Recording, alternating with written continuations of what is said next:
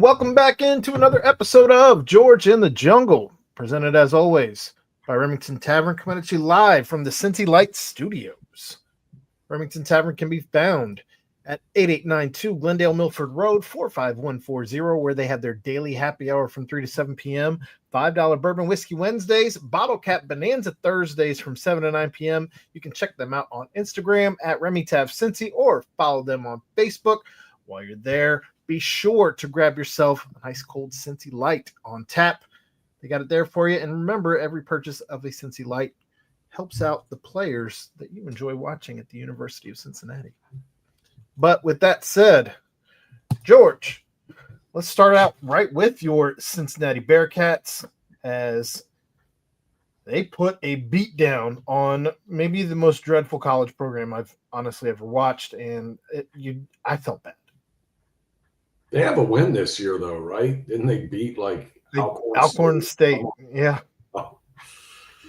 Yeah, everyone was wondering, why are they playing this team and should they schedule these games? And I don't know. I'm sitting there at the end of the first quarter, and I've seen 5 touchdown passes and a big Bearcat lead. And I'm thinking, why doesn't UC play a team like this every week? This is kind of fun. Finally, I'm not sitting there with my blood pressure going up, my heart rate going up. It was just a nice, relaxed day, and it felt like I was watching not even a scrimmage. It was almost like a glorified practice with hardly any tackling, because it felt like a spring game. Yeah, I've never seen before. Felt like a spring game. I agree. Yeah, it was stunning, really, and after what we saw Minnesota do the week before with this team, and I was I honest to God, I'm sitting there late in the first half. It was sometime in the second quarter, and I look at the yards, and I'm like, man, UC is going to outgain this team by 300 yards in the first half.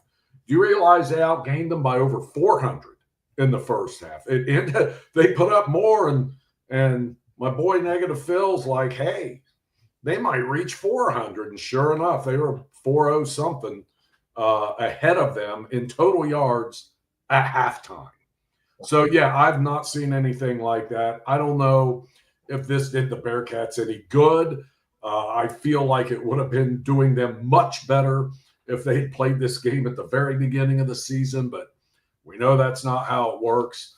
But they almost get like 2 bye weeks now. I mean, the starters played about a half, so they should be well rested and ready to go for Kansas. But it was good to see them have some fun, get on track, get the passing game going. A lot of guys got to play that usually don't get to play. But it was definitely lopsided, and I don't remember a whole lot of games like that at Nippert. Yeah, it was. I don't know. I mean, you certainly got to see a lot of players play, which was one thing that we all, I think, wanted to see happen in this game, because it wasn't just Sorsby. I think we got to see Brady Lichtenberg looked serviceable, if more than serviceable, if that's a situation that you end up in at some point this season. It made you feel pretty good about that situation. He certainly looks like a fifth-year kid here in this program.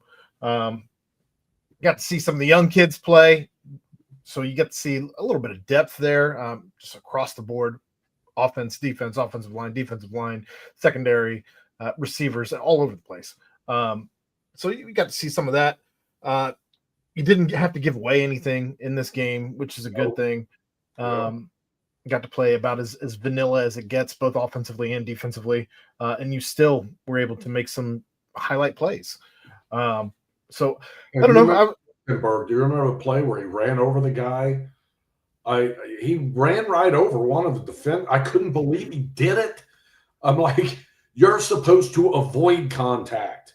And I know damn well they probably looked at that play Sunday, and that room probably got great joy out of that play because he steamrolled a guy. Well, he only had one rush for 21 yards. And one joke that I've made about him since he's been here is he's sneaky fast. I don't know that he's going to win any races, but he's sneaky fast. He's sneaky strong too. I was impressed with that, obviously. It's like, holy God, that's a quarterback who did that. Yeah. Did you learn anything this week at all? I don't know. I don't think you did. I I don't know that I did. I guess the point I brought up. I mean, could Sorsby have played any better? Probably not. I mean, he was perfect in every department, basically. I mean, it was good to see the things work, and now they know they can work. They're not going to get that open again probably the rest of the year against the competition they're going to have. But, did I learn much? No, I learned Brady Lichtenberg can put a shoulder into a defender and run him over. And I didn't know that before, whether it's Northwestern State or whoever. But yeah, outside of that, I don't know. But it was good to see. It was good to see them running around, having fun. And I'll be honest, at halftime, I was going to come back to my seat in the second half, but I got up in Fifth Third Arena and sat down and had a draft beer. And then I didn't even realize, and it's like, God dang, this game, it's almost over. And I didn't realize they were playing 10-minute quarters. Yeah, they shortened them at halftime. I guess the refs went and asked the coaches if they were okay with it, and both of them were. Which, again, just kind of plays into Cincinnati's hand of wanting to get in and out of that game without any injuries, and they did, as far as everything that I've heard. So that's a good thing. The last thing you want to see is these guys, especially, obviously your starters, but even if a kid comes in for second or third string and ends up getting injured, that's just a terrible situation. Yeah, it is. And I think the one kid did get injured, the defensive end, Blevins, right? Did he? Ben Blevins? Somebody. I thought he got injured. I could be mistaken, but the weekend was a blur. I golf Saturday morning. I go to the football game. Then I get up and go to the Bengals Sunday, and Sunday kind of bled into Monday, and here we are. All kind of ran together. I didn't hear anything in the presser, at least nothing worth mentioning. So we'll see. I'll have to ask Chad if he heard anything about Ben Blevins, but outside of that, you get a bye week this week, and then you have Kansas. One of the topics that we talked about last night, I'm curious to get your thoughts on. Do you think Tawee Walker is starting to separate himself from the rest of the running back room? I would say yes. He looked like the man to me, and I know Saturday's tough to judge, but I never really got the impression that team was real interested in tackling this little fire plug. And when he took that one into the end zone and just took that guy with him, I mean, it was ridiculous. That was ridiculous. That's you don't see it like that very often, and a guy his size even. Yes, I would agree with that. I feel that way.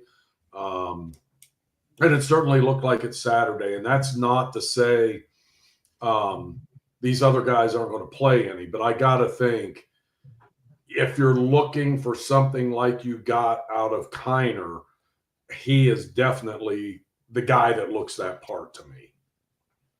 I agree.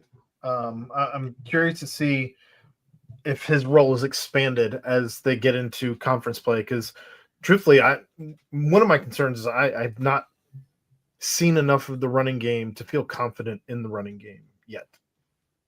Yeah, and I hope they, and I know Coach talked about playing the hot hand and stuff, and it seems like to me in these games, Walker's showed fairly early in these games that he's kind of been the hot hand. That doesn't mean you can't bring Pryor in for a series here and then, but I don't know if you have to go too much deeper into that, looking to play a hot hand. I think if the guy that you have in there is getting the job done, then maybe I've seen enough and you stick with him. And I hope that's how they play it going forward. I think that's the way to do it. they see these guys every day. They know what's going on. And when you see that guy carry it into the game and have production there, you got to stick with him. That doesn't mean you're running till he's, leaking oil, but Right. you certainly use him as you would a starting running back. Well, and I think that there's still plenty of touches for Evan Pryor to get as you're, spelling Tawi Walker or running specific designed plays for Evan Pryor, because he certainly has a skill set that nobody else on this roster, at least not that I've seen, has. Yeah. So I think that he can still be your home run hitter type guy, but it's just a matter of what we're going to see, because I want to see more confidence in Tawi Walker. I guess I think the running of this team this year is going to be on the back of Tawi Walker, if you ask me. Yeah, and we saw how Sorsby had to step up in that other game and got the bulk of the yards on the ground when the run wasn't working all that well. But I'm with you. I think that guy's earned it. He looks the part, and I hope they give him that opportunity. I think they will. I think, they weren't sure going into the season. They probably had a little bit of an idea, but I think hopefully he's earned their confidence with what we've seen so far. And how much Saturday plays in it, I don't know, but he looks the part. Were you happy to see a guy like Caleb Goody take off in this game? We've seen Cyrus Allen do some things already this season. We've seen Jeff Caldwell. They've both overshadowed Caleb Goody, I would say, over the course of the first two games. Here in this one, he has 3 catches for 106 and a touchdown. We saw both Allen and Caldwell over 50 yards each. Cyrus Allen getting the touchdown. But we got to see the third guy of this trio that they brought in kind of take off in this one. And it's good. He needed that. They all needed that. And Sure. But it was good to see. And, you just hope that confidence helps him. You hope the coaches and the quarterback have a little more confidence in him. And hopefully he becomes a part of it, because it's great to have that kind of, diversity, you would call it, or options. The more weapons, the more options, the more defense has to think about. And hopefully he can become one of those guys too that you'd like to have a 1, a 1A, and a 1B among those 3 wide receivers. So hopefully that's what they feel like they have. But it was good to see him get on track like that and flash some of that stuff we were hearing about when they signed him.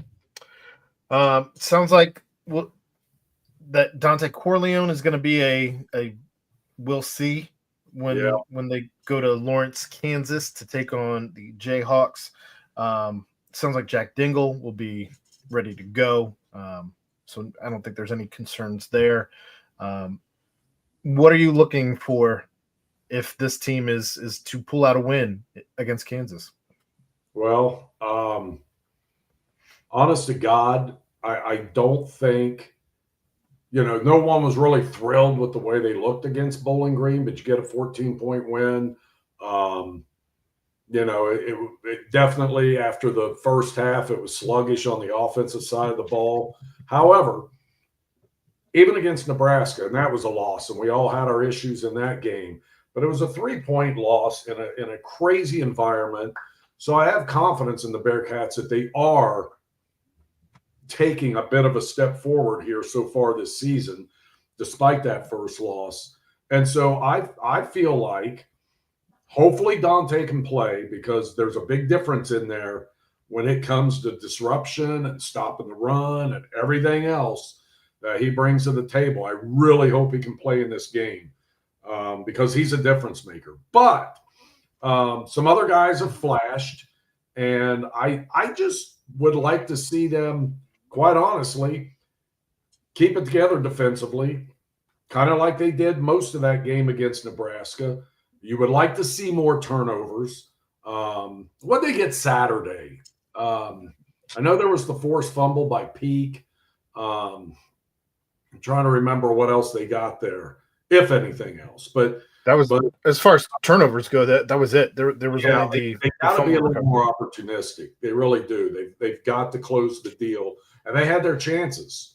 They had a good chance for a pick against BG and a golden opportunity for a pick against Nebraska that would have, maybe made the outcome of that game different. Quite honest, but and then you would love to see the offense be a little more open and able to move the ball in the air like we saw Saturday and saw some in the first half of that game against BG.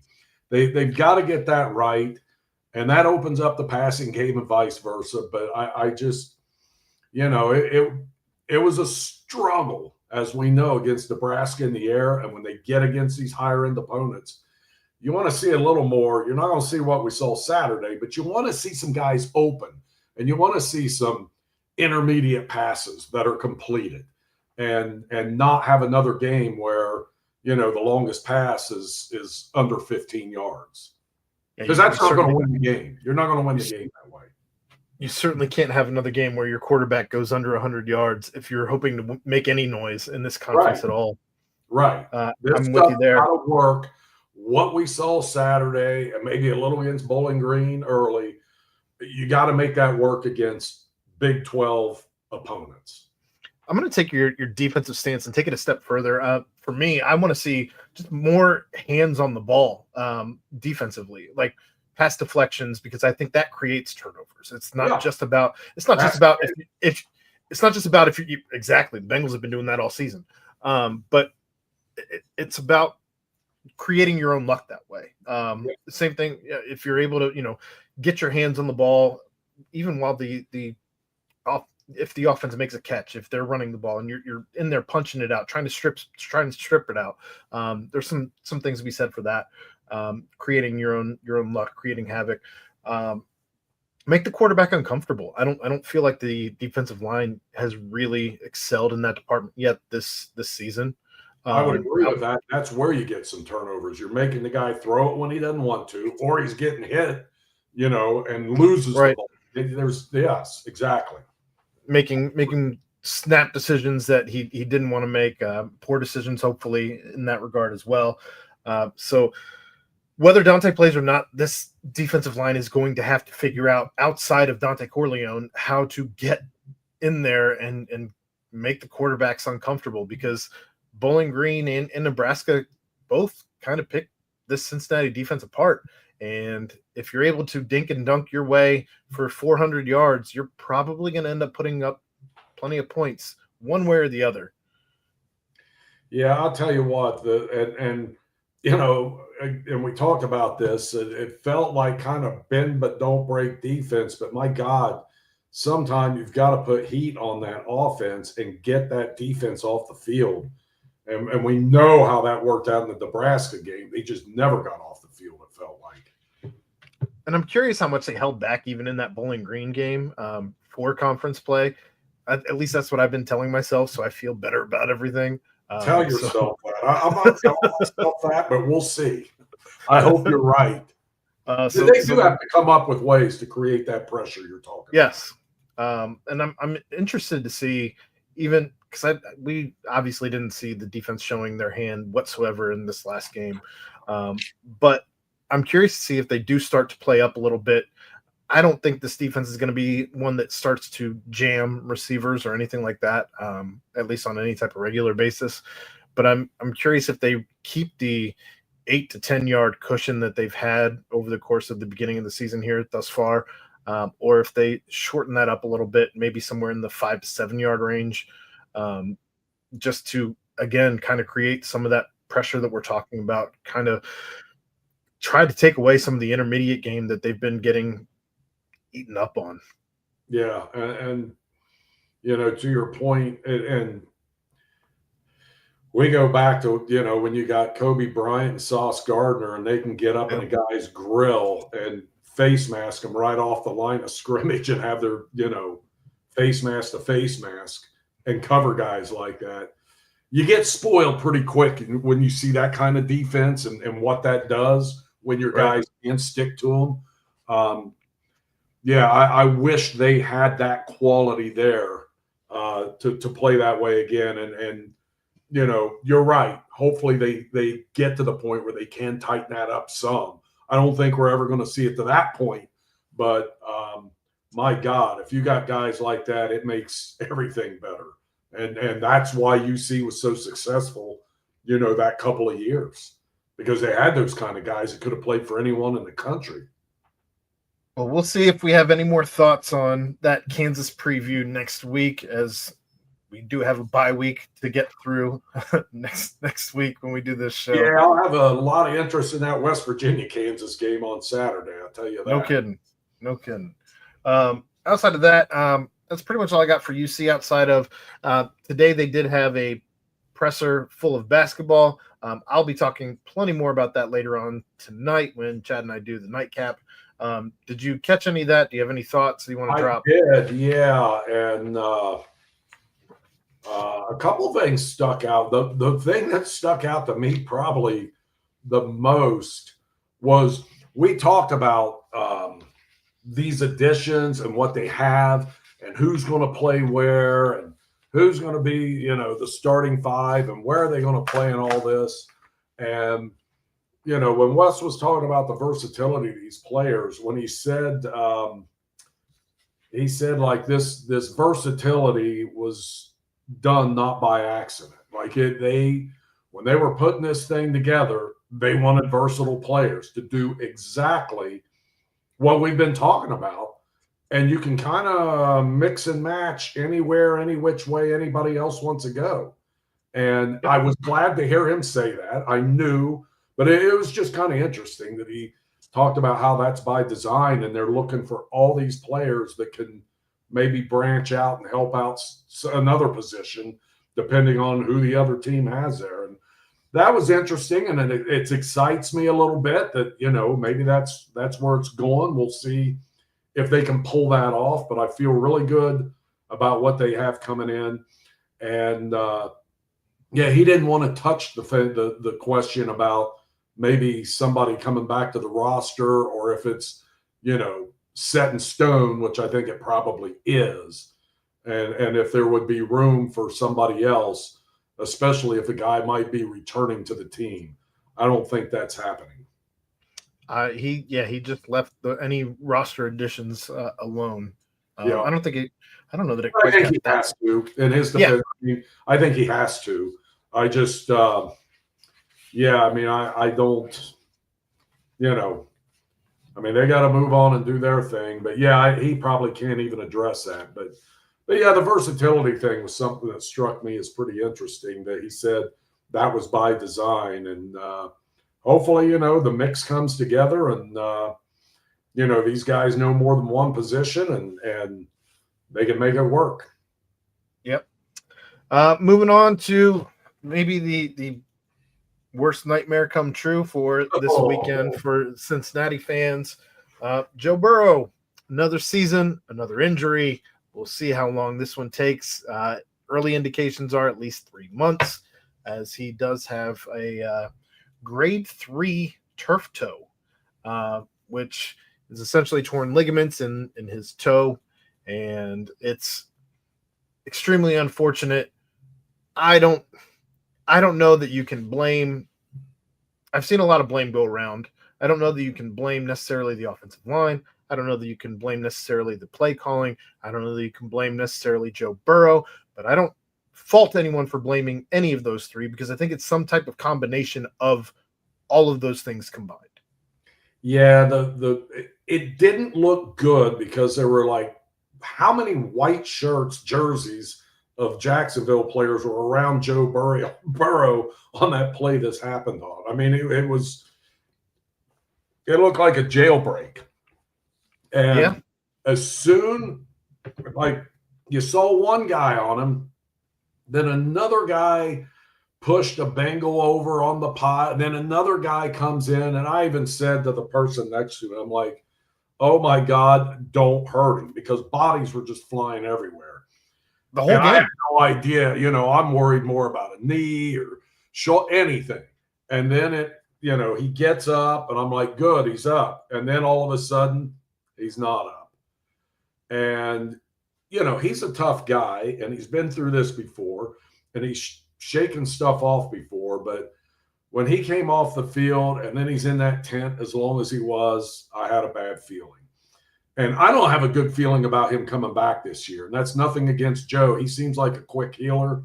The way he came back from that knee injury, and as well as he was able to come back from that and do it in less than a year and be back on the football field and play the way he did, I think he's a quick healer. But man, oh man, you're talking about probably mid-December, best case scenario. That's if everything goes well. I was going to say I've seen reports go anywhere from 3 months to 7 months. Right. So exactly. There are some doctors saying this is a 6 to 7 month ordeal to really come back from this thing. And that worries me. And I know those things are very problematic. I mean, turf toe used to be something that was around a lot. I don't know if it was because of those old fields that they played on were just so much worse than what they have now, but you used to hear about it all the time. And I think that's what did Jack Lambert in. But back then, sports medicine and that kind of medicine was nowhere near what it is today. We're talking 40 years ago. George, you were reporting from Riverfront Stadium. Riverfront, back in its infancy, when they got the turf, it was essentially just green carpet on concrete. It was awful. That's exactly what it was. And yeah, it was like a carpet. Those guys got burns and they had to start wearing, they finally got wise and wore these sleeves and stuff, but you would get rug burns from this stuff. Sometimes there would be seams and it's coming up. There were, games they shouldn't have played on the turf in Philly. People were hurt on that thing. It was getting so bad. I can't believe they played on that stuff. So it's better now. It's way better now. We'll at least say that, but it doesn't take away from the fact. And look, I firmly believe that turf toe should be able to be healed with turf tape. I believe that. Yeah. But that's not the reality. I wish it could be. I wish it could be, but this is so unfortunate. But when you think about the Bengals, though, and that they try to fix the line, but don't you feel like when they fix the line, it's like they just plug a leak here and a leak there, and then that's it. I want to bring that up because we're 13 pass plays into the game when Joe Burrow goes down, maybe more. I don't know if he was sacked at all. Athens, Ohio didn't have the game. I had to watch via Red Zone, by the way, because we had Browns Ravens. Don't even get me started. Yeah, don't love that. But 13 plays into the game, and then Jake Browning comes in, and the play calling changes for Jake Browning's skill set, and Jake Browning's skill set is not that of Joe Burrow. And the offensive line looks better. Yep. And so I disagree that they're plugging holes. I think this is I firmly believe this is the best offensive line that they've had while Joe Burrow has been here. You have Orlando Brown. You had I think this is the best line that they've had. And I say all that just to say that, again, going back to my initial statement about this entire situation, is I think the play calling changes, but I think Joe Burrow likes to extend the plays. He did it at LSU. We're very familiar with what he does, trying to extend the play here. And sometimes that can be his own undoing, truthfully, especially when you talk about some of these injuries, some of these late hits that he's gotten and all of the other stuff. So I think that's where I say that it has some to do with the offensive line was not good on that play. We've seen all of the, to your point, all of the white jerseys that were in the pocket. He didn't have a clean pocket at all, which is why he was trying to run to begin with. I watched Tony Pike break it down on Twitter this morning, maybe. And Jamar Chase was supposed to be open on the slant on that particular play. He gets jammed up and can't get away from his defender. But Joe Burrow was ready to release it immediately. And the play just wasn't there because Jamar got jammed up at the line. So There's a lot that went in on this particular play. If I remember right, it was, what was it? A second and long, kind of a second and I think It wasn't short. No. But the reason I feel like they're plugging holes is this. Draft night. Mm-hmm. They draft a kid, Fairchild, in the third round, right? Yep. And what do they say immediately? It's his job to lose. If you're already in position where you're drafting starters in the third round for your offensive line, you have how much depth on said offensive line? Fair enough. But that's what bothers me. Here's what else bothers me. You got 4 players that take up about $125 million of that salary cap. Yep.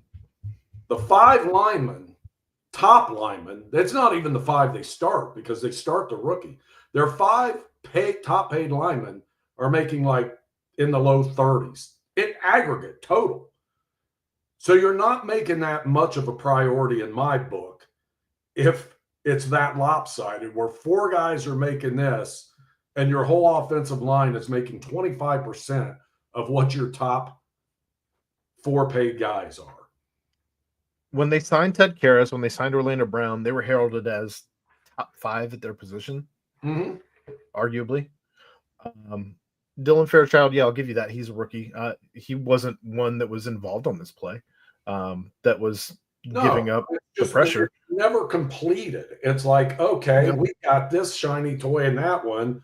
We'll draft a guard in the third round to start and hope the other guard we sign in free agency is okay. And you get a couple guys hurt. So then you're always turning to the guys that are on an NFL roster, but should they be trusted protecting Joe on every play? Now, I'm not saying it's all that. It's not. But that plays into it.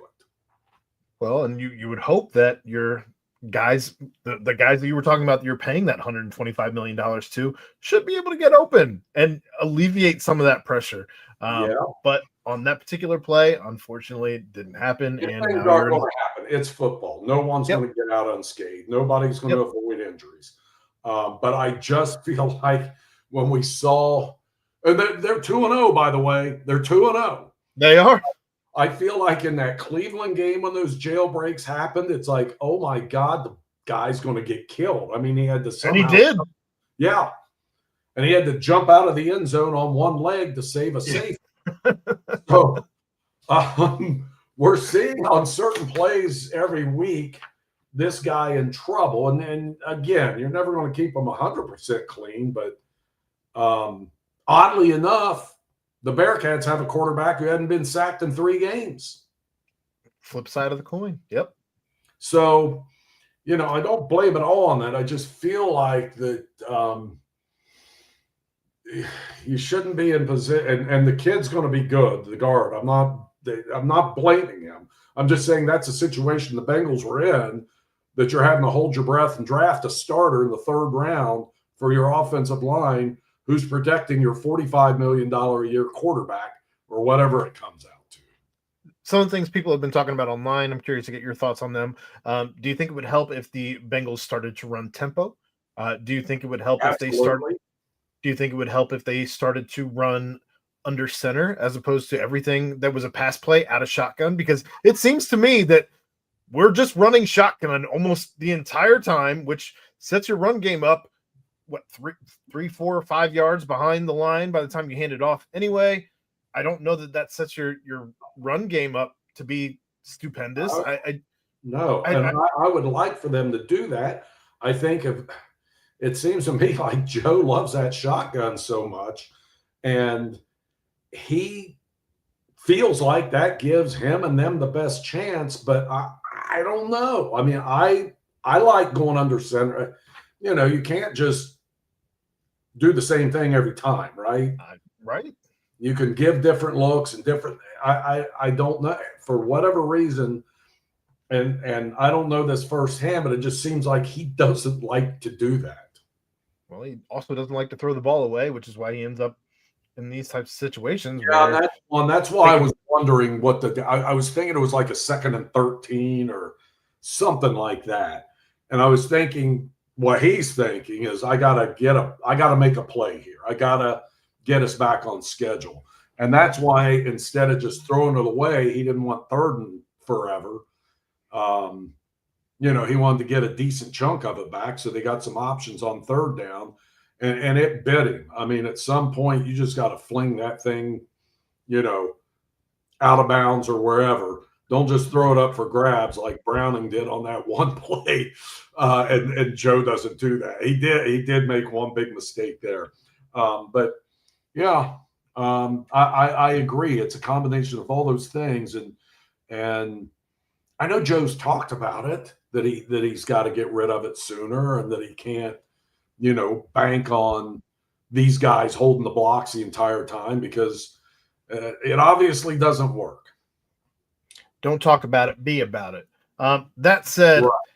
To your point, the Bengals do win. They are now 2-0. It feels like they have stolen 2 games, and that will come back to haunt you at some point or another. You can't just do this all season. No, it's not sustainable.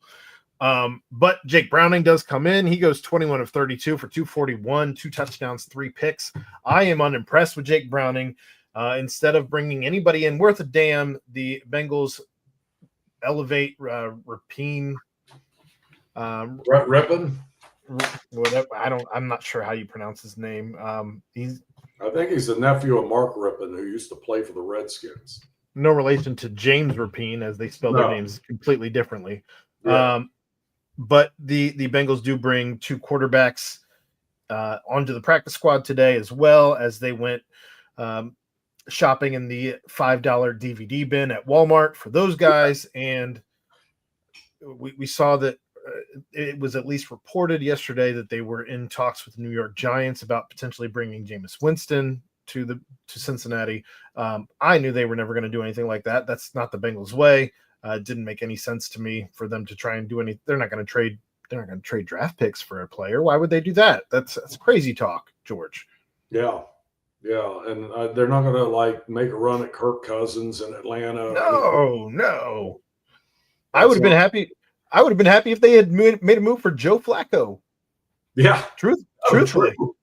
or Teddy Bridgewater would have been happy with that. It looks like Browning or bust to me, right?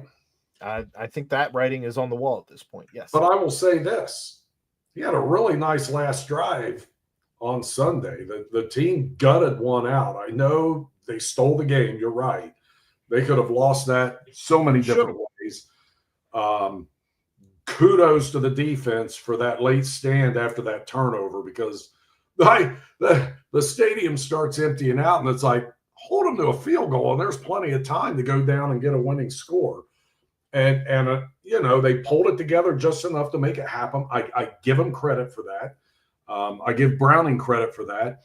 I didn't get a real good look at the replay on the pass interference call down on 4th down. I think it was probably legit. I don't know. Do you remember what I'm talking about? Are you talking about the Jacksonville pass interference? The call against Jacksonville when Yossi Voss was coming down the sideline against Hunter. Yeah. That play to me, truthfully, felt a little bit like the play against the Bengals in the Super Bowl, where you probably shouldn't call it at that point in the game. I didn't love the call. Okay. If I'm removing myself as a Bengals fan, I didn't love the call. But as a Bengals fan, we don't ever get those types of calls. Right. Ever. There were a couple that looked like they were missed. There was one on T over the middle. Right. So that stuff kind of evens out. I was just curious. I didn't get a real good look at it. I tried to see it when I came home. I couldn't find anywhere because I forgot to record the damn game. So I've been on Twitter, George. It's everywhere on Twitter. What are you doing? I don't know. I just kind of had, one of those brain things. That's alcohol do that. Yes. That you believe I had one beer during the game, then I walked to the casino after and then I had more than one. Sounds about right. But yeah, I felt good about the way they finished that game with Jake Browning doing his thing. And honestly, if this wasn't 3 months, I'd feel a hell of a lot better if it was like a month and a half. I feel like he can help them hold serve. We'll see. For 6 weeks, yes. For Yeah, 12 weeks, 14 I know. weeks. But they got two in the bank. They got two in the bank. And last year, you start the season with a couple games where you're like, should have won one of them, if not both of them. So maybe they'll start playing a little better. Hopefully, not offensively. It's going to be a little hard, but actually, offensively, it wouldn't be that hard because they haven't run the ball worth a nickel. No, they haven't done anything on the ground, which is very disappointing and somewhat surprising to me. It doesn't seem like a point of emphasis with the offense at this point, which we've said the same thing for the Bearcats. That said, Browning throws 3 interceptions. He doesn't look very good, I don't believe. I will give him a caveat on the fact that he has not worked on timing with the ones, probably at least not to anywhere, obviously, the extent that Joe Burrow has. Now he will be forced into that position to figure out timing with all of these guys. He looked great on his timing with Tinsley. So we may see more Tinsley. We probably should. But that's a guy who he's practicing with on the twos. What a catch, though. That's I don't know what to say about that. That was unbelievable. Magnificent. You think, okay, he had a good night in preseason, and it's like, okay, every now and then someone has a night like that but this was maybe the best catch out of all of those. Yeah. After speaking plenty of gloom and doom for this Bengals team already tonight, I will say that I have confidence in the fact that they are going to be game planning for Jake Browning now. They were not game planning for Jake Browning going into this, as far as the offense was not game planning as having him at the helm. Their play calling looked more geared towards Jake Browning when he entered the game. It didn't seem some of the stuff that they would call for Joe Burrow. So you had quick release. Work on that timing, and maybe things look a little bit different where you're not throwing 3 picks. And that one was horrible. It's a ball he shouldn't have thrown. He knew it as soon as he let it go. Yeah. It's like he's throwing a prayer. You can't throw prayers when there's 4 white shirts around the receiver. I mean, the guy with the least chance to catch that ball was the Bengal. The last bit of silver lining, if you will, is the fact that it's a contract year for Jake Browning. And if he wants to make a big paycheck next season, he's got a golden opportunity to do so over the course of the next several months. Yes, he does. If he shines, that dude's going to break the bank because it's not looking like a great year for quarterback in college for the draft next season. So you have a very real opportunity to make some crazy money if you're Jake Browning. Well, he went 4-3 as a starter for the Bengals that year. He had to start when Joe had, what was it, the wrist? Yeah, it was the wrist. So God knows how many games he'll start this time. But let's just say he's 1 game above 500 in these games. That means there'll be 3 games above 500, which gets him in the playoffs probably. Weirder things have happened. How's that for a silver lining? Weirder things have happened, George. So now, I don't know. We're going to learn a lot against Minnesota because they're kind of in the same boat. And you saw who they signed today. They did. They signed former Bearcat Desmond Ritter today. What do you think he's going to tell them? I think that was a brilliant move by Minnesota because I don't know that he's going to be the clipboard quarterback of the future for the Minnesota Vikings. But we'll see what happens. And they're going to pick his brain, and we'll see. Oh, yeah, they are. I wonder if his contract comes with a win bonus. If we win this game against the Bengals, you get a little $50,000 bonus. Congratulations. That would be hilarious. That would be incentive to unload everything you know. Sure. Why wouldn't you? No, I know. Not the first time this has happened. It's interesting, but it may give them a little more insight into what you're talking about. And I don't know how much, Dez knows, but he's going to know what Jake likes to do, what plays he likes. Yep. It's an interesting deal the Vikings did. If I'd been the Bengals, I'd maybe yanked him off the streets first before he has a chance to do that to you when you're playing an opponent like that and you've got a new quarterback starting or a backup quarterback starting. But kudos to the Vikes for pulling that off. And I don't know. We'll see. Hopefully the Bengals can find a way and make it 3-0 because there's still talent to get it done. But it's a big hit. There's no doubt about it. Well, let's switch gears here. Your Cincinnati Reds currently stand at 75-75 through 150. They are exactly at 500. No peaks, no valleys, George. They are 2 games back behind the New York Mets. They are a half game back behind Arizona. They had an opportunity with the New York Mets again, just shooting themselves in the foot.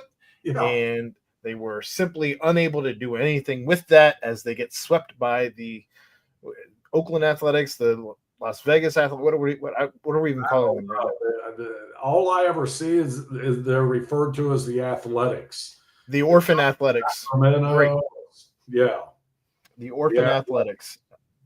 What a disappointment. What a disappointment to go in there and do that. Their pitching stunk. The lineups made very little sense to me because you give Will Benson a shot and he does nothing but hit really well every time you start him. Yeah, he's done well.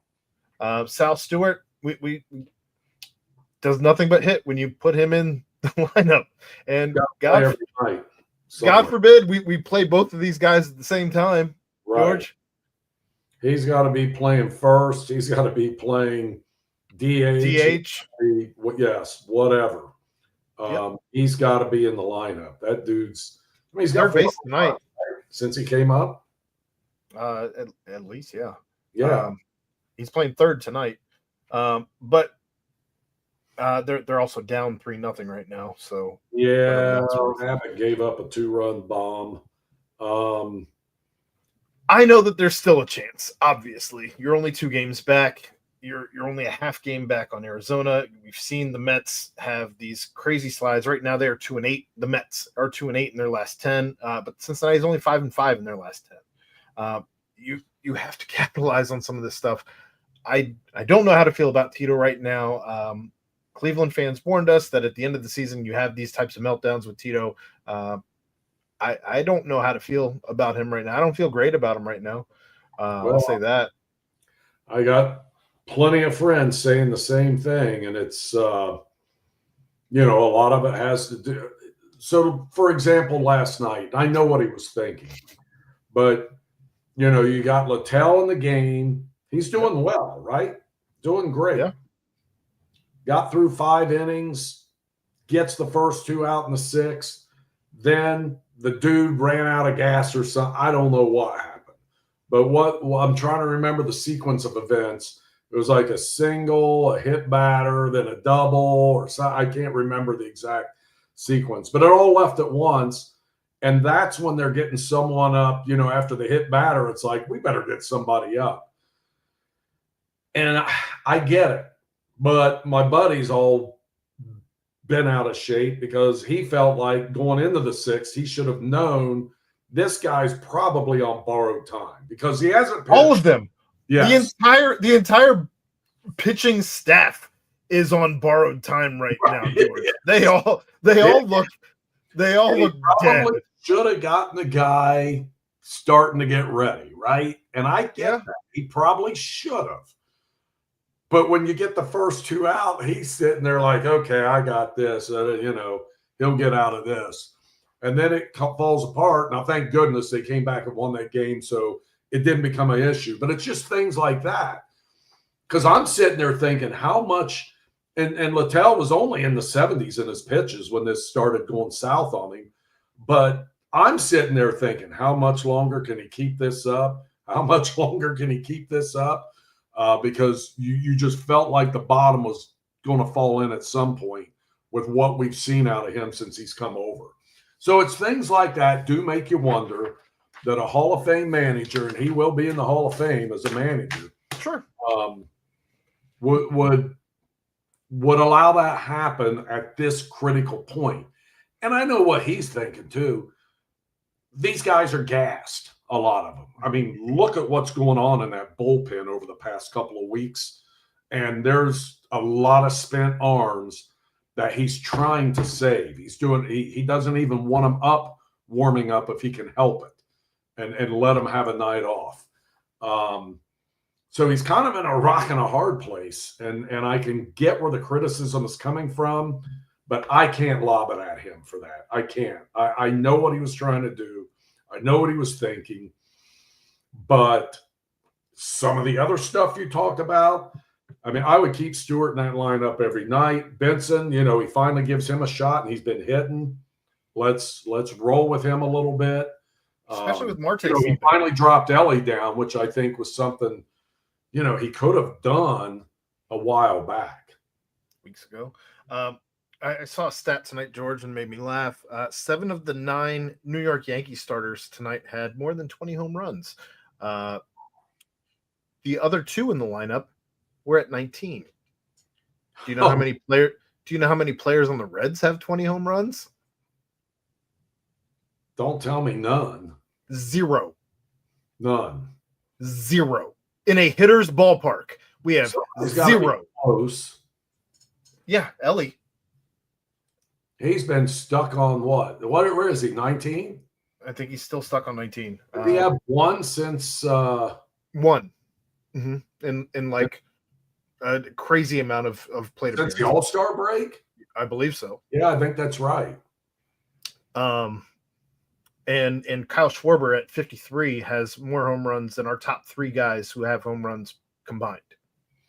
It'd be nice to go out and buy that bat. But simply unaffordable for Banana Bob. I know. How many would he have in Great American, though? 84. I would love to see it. I would love to see it. I don't know. This team frustrates me. They're still not out of it somehow. You can't. The Mets, by the way, are up 8-3 on San Diego in the 9th. So you've got to figure something out. You can't lose St. Louis, who, by the way, is still in it. They're only 4.5 back. Figure it out. You're in the middle of the 8th. You're down 3-0 in a postseason race. You are scoreless. Yeah. Yeah, and yeah, I mean it's highly unlikely that they're going to be able to pull this off. Well, they got 12 games after tonight, or is this maybe? No, yeah, 11 after tonight. 11 after tonight. You've got three hits tonight, George. Oh, yeah, that's right. It would be 11 because they got a 4-game series with the Mets this weekend, which that could tell the tale. We'll see what happens there. You've got 3 whole hits tonight. Gavin Lux, Will Benson, shocker, and Ellie De La Cruz. That's it.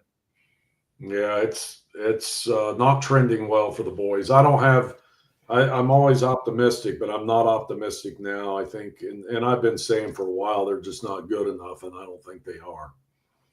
But, teams can get hot and something happens. You never know, but I'm not holding out hope. We will see what happens. Hopefully we're singing a whole new tune next Tuesday when we discuss the Cincinnati Reds. That'd be real nice. Sweep the Cubs. The FC Cincinnati, they played on Saturday, I guess. Yep. They win 2-1 against Nashville. So they stay in second place on the table. They have 55 points, down only 2 to Philly. And the good guys win, George. Yeah, and looked pretty good doing it, really, even though that winning goal came very, very, very, very, very, very, very late.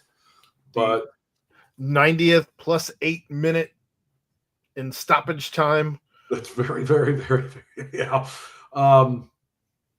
And then I think they play LA next, and LA is dead last in the West, I believe. Um, so they're in a good spot. I mean, they're what 2 points behind Philly in the East, and I think Philly leads the entire shebang. The thing you're always talking about, the supporter shield. They do. They're up So they're 1 point. still in the mix for that, but they don't have a whole lot of games left either. Two or three here, and well, what two or three in September and two in Two. October. So 2-2. 2 and So 2. just four left. Yep. Just four left. So they'll probably have to, go 2-0-2 or 3-0-1 to have a chance to probably jump Philly. Get crazy and win them all. That would be even crazier, yes. But they're in a good spot. I think Saturday night kind of made them feel like they're starting to trend back in the right direction because they hadn't had a whole lot of success at home lately either, which is weird. But yeah, I think they're feeling a little better about themselves, and they added a couple of parts as they went through the season that are starting to come around, and yeah, Brenner scored in this one. Each other, and I think it's starting to mesh a little better now, and I hope it does. But I think they're in a very, very, very good spot. Yeah, Brenner scored in this one. One of those pieces that they did bring in there at the end of the transfer window. So good on them.